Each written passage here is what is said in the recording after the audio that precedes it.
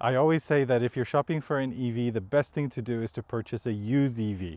So the first time that I explored this is when Austin and we traveled to San Francisco in California in the Polestar 2. And it was a car with over 100,000 kilometers and it performed amazingly well. So I decided to put my money where my mouth is and purchase a used EV just to see how good something like this can be.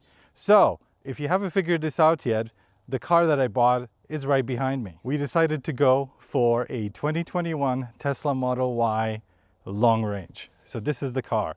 And we bought it from a dealership in Calgary that I've worked before on one video.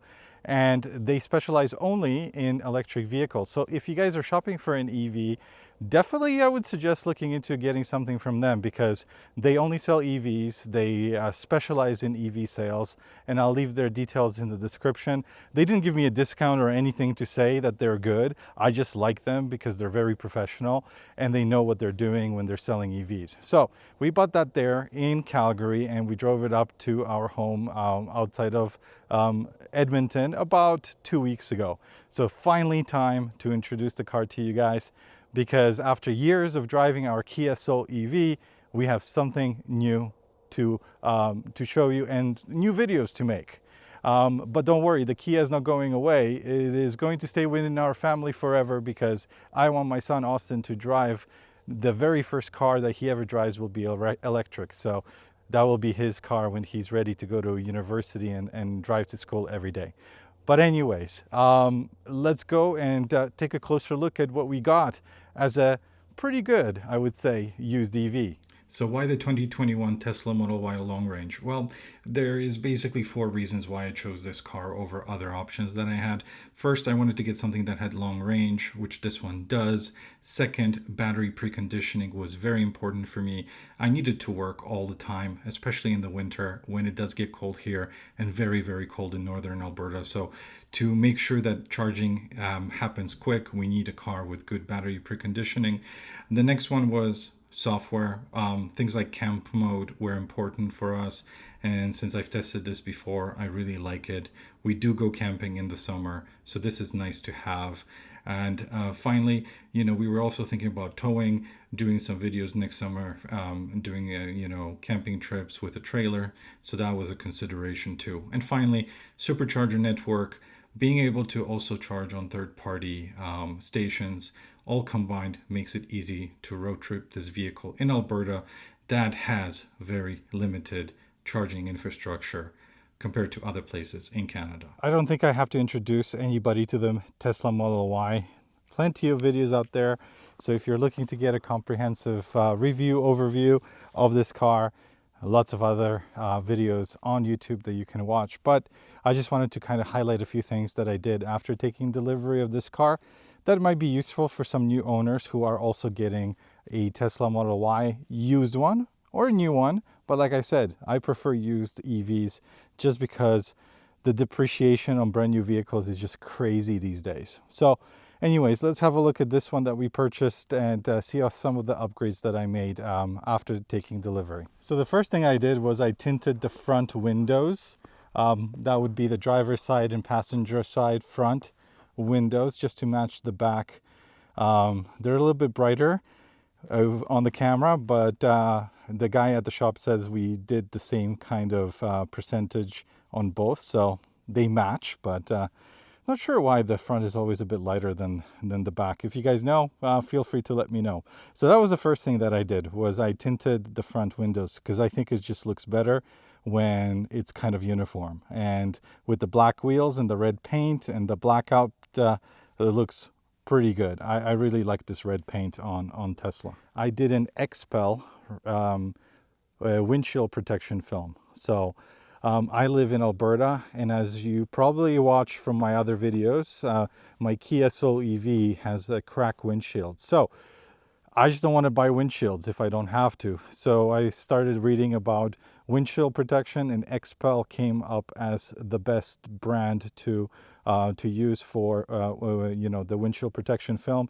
It's the clearest and looks pretty much OEM. I mean, you can notice it when you're sitting in the car and the sun is shining from a certain direction, but most of the time it's pretty good. So I'll keep you guys updated if I get any huge rock chips or any cracks in my windshield, or if this thing will actually stand up to the abuse that Alberta roads provide during the winter. Once we had all the windows tinted and the windshield protection film done, I installed these cheap Amazon mud guards, mud flaps on the front and the back of the car.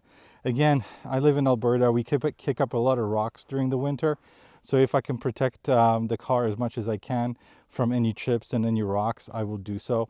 They were super cheap, pretty much OEM style, very easy to put on. So I will leave the link in the description to where I purchased those if you guys are interested in getting a similar set. As you guys can see, snow is already here in Alberta, a little bit of it. So I had to get some interior protection done.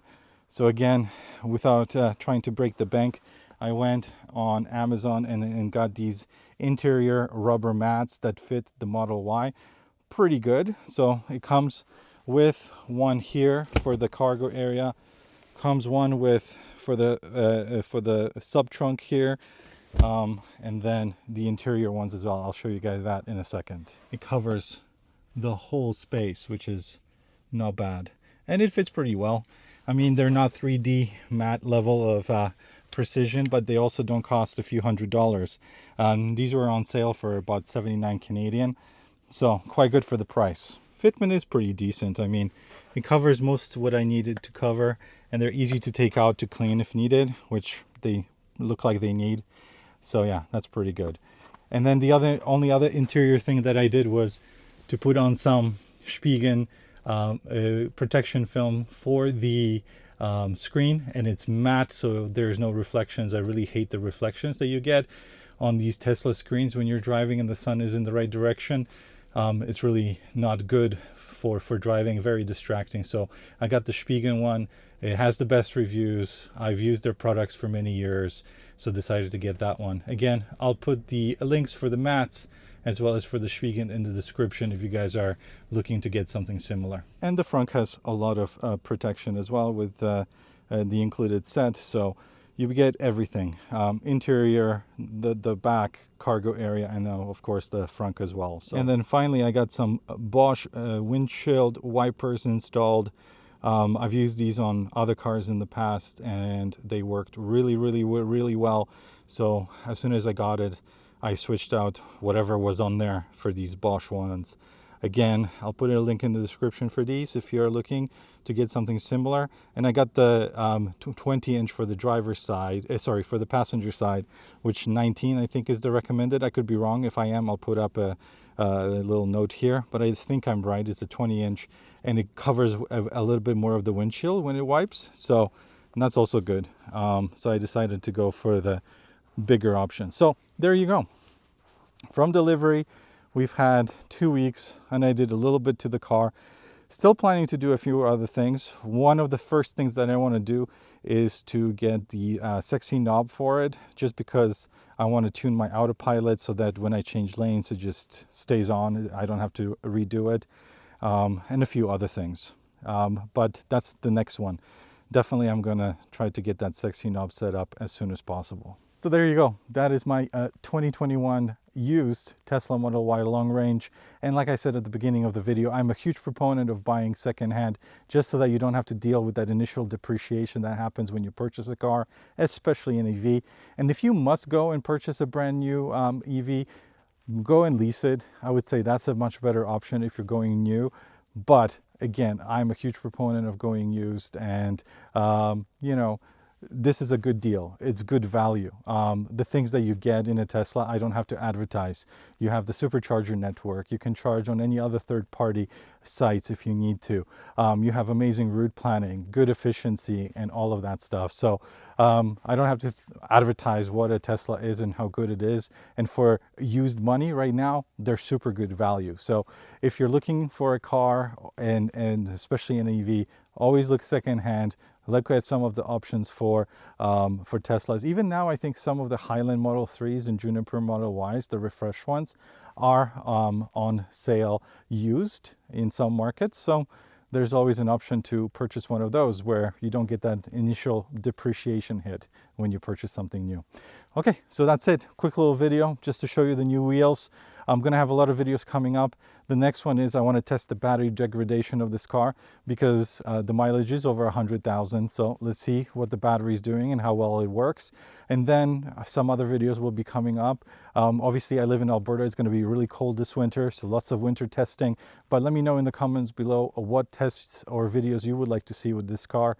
And we will try to make that happen for you guys. All right. So any ideas, put them down in the description. And if you haven't subscribed to the channel yet, make sure to subscribe, like the video if you liked it, and I will see you on the next one. Take care. Bye.